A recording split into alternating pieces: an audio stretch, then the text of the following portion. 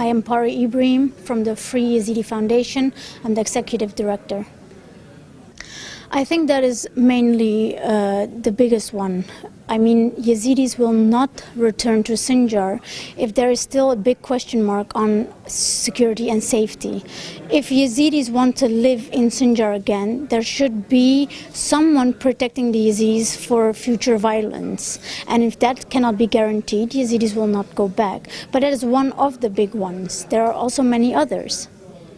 One of them is rebuilding Sinjar.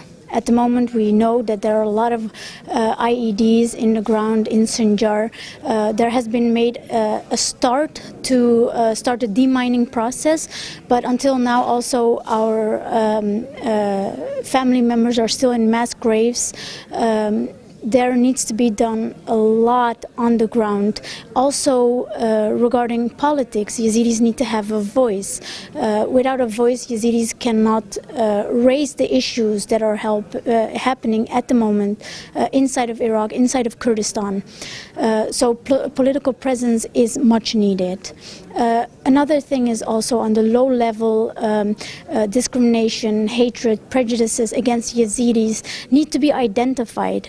Where do Yazidis go? And can they even go to the regular police officer and file their complaint? And is something being done? We hear a lot of times that nothing's being done against these kind of complaints. But the government should act. Iraqi government, Kurdish government, they should act when they hear complaints like this, because violent extremism is being, hate speech is being spreaded and eventually ends up in extremism. And then Yazidis and other minorities are in danger. The Yazidis mostly are still in camps.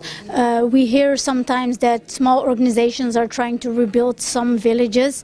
That is happening, but big reconstruction, not at the moment. There is a lot of talk also here in the US, of the US government regarding rebuilding Sinjar, but nothing yet.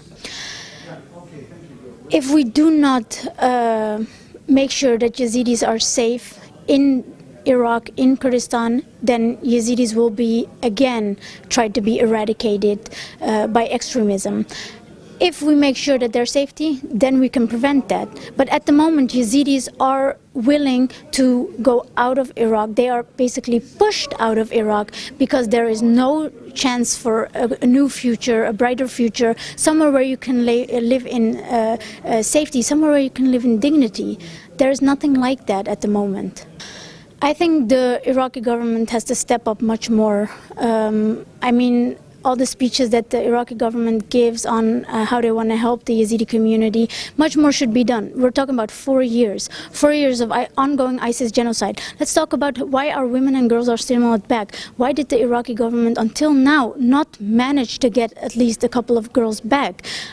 There needs to be more efforts also regarding rebuilding Sinjar, also regarding safety of Yazidis. How are we going to think about managing to get our people back into Sinjar?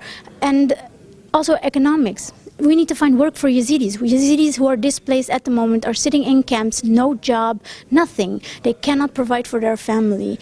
Iraqi government needs to step up. Kurdish government needs to step up. Yazidis also don't have a voice. One person in the parliament does not mean that Yazidis have a voice. There needs to be much more done for Yazidis. I want the United States to just come in. I know they don't want boots on the ground, but I think many Yazidis want the safety and security. And that's one of the big things, as Ambassador Brownback said, Yazidis want safety and security. Bring the boots back on the ground. Make sure that there's no extremists like ISIS again.